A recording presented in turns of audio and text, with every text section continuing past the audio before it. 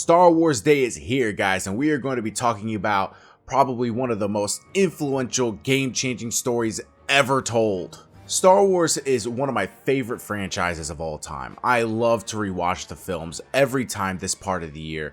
There is so much about the stories that are told that I love. The lore, characters, spaceships, lightsabers, the music. The only thing that irks me though is the fan base because hey, nobody hates Star Wars more than Star Wars fans. But I am not here to discuss or debate on the things that you love or hate about the franchise because no matter what, we are all entitled to our own opinion. If you are a fan of the prequels and hate the sequels or vice versa, it doesn't matter to me because the only thing that does matter is that we all love Star Wars.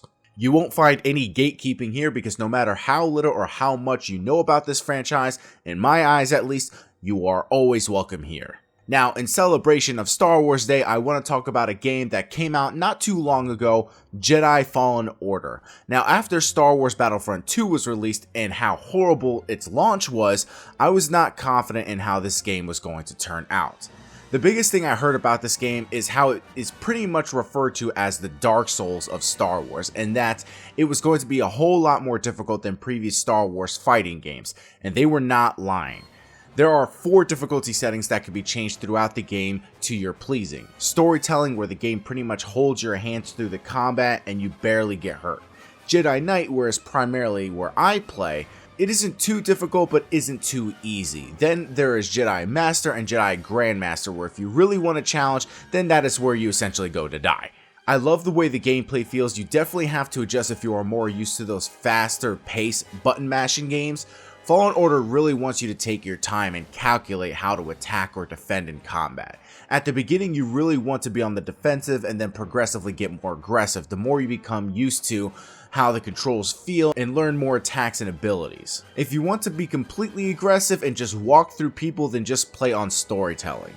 There are also checkpoints in the game where you can sit down and heal or spend skill points on your skill tree. Here you can upgrade your attacks, force abilities, and your health. My biggest tip is to really focus on health first and then moving on upgrading everything else.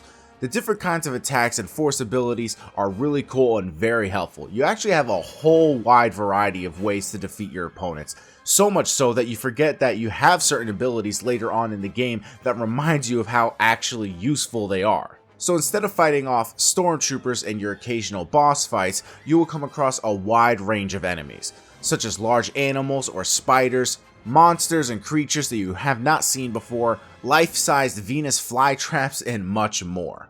So the story follows this Jedi in hiding, Cal Kestis. This takes place just a few years after the events of Revenge of the Sith. You are then set on a journey to find this holocron that pinpoints the exact locations of Force-sensitive children to try and rebuild the Jedi Order. Now, clearly the Empire is after the exact same thing, so it is up to you and your crew to find it before them and not let anything get in your way. The story I felt was great, and the cast of characters you come across are wonderful. You will also find this very friendly droid named BD-1 that will greatly help you on your adventures. He helps you on zip lines, open doors, take down shields, or even hack into other droids to help you in combat. You can also customize his look along with your own and the ship you ride on, the Mantis. BD-1 is fucking adorable, goddammit. And speaking of customization, you also get to create the way your lightsaber looks, and you can unlock more attachments for it the more you play the game. For me, I didn't believe that there was a lot that you could do to make a lightsaber look different from others, but it gives you a lot to work with, and I really enjoy it. So I didn't play this game at launch, so I wasn't there when this game had a lot of glitches and bugs, but throughout my playthrough I experienced little to no bugs at all. This game is very well polished and deserves to be played by any Star Wars fan.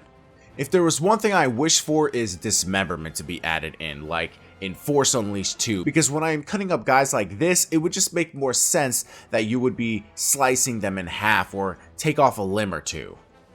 But besides that, I have a great time playing this game, and I think everybody who has not played it yet needs to get on this right now, because if you are a Star Wars fan like me, you enjoy the living hell out of this video game. It pretty much is a cross between games like Uncharted and Dark Souls, bashed together with just a Star Wars paint job, essentially. Guys, my name is Pedro Ordonez, also known as GameLike7. Please subscribe, comment, like, thumbs up, do whatever you guys can to support this channel. Have a happy Star Wars Day, and may the Force be with you all, and I hope to see you guys in my next video. Peace out.